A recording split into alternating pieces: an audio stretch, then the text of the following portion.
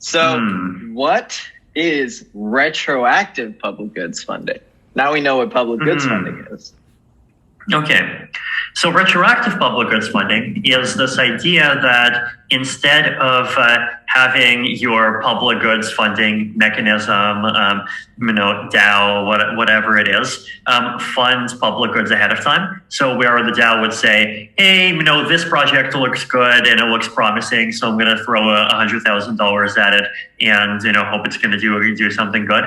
Instead, you fund public goods after those public goods have already been shown to have an impact, right? So right now, we already know that Bankless has, for example, provided a lot of value to the Ethereum ecosystem, and it's been great. And so a retroactive DAO might just say, hey, I'm going to retroactively plunk $250,000 over into the Bankless peeps. Or speaking of plunk, you might want to give $250,000 to some zero-knowledge cryptography peeps. So the core reasoning behind this is that basically there's this large category of goods or public goods that I call entrepreneurial public goods. So you've probably heard the slogan that if the way to be a successful entrepreneur is not to build a faster horse, right? The most successful. A lot of the most successful and important private goods in our society are things that were not even recognized as being important at the beginning until everyone was already using them and realized kind of after the fact how important they are.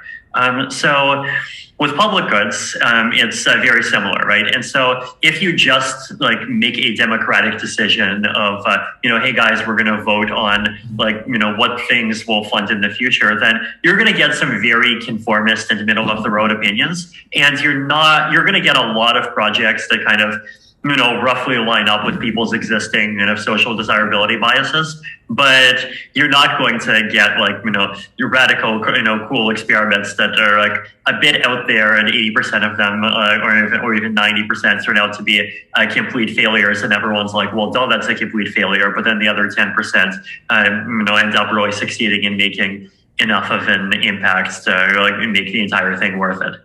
So retroactive public goods funding, the decentralized kind of voting-based thing, makes the decisions about what to fund after the fact, after the project has already shown value, based on the value that it has shown.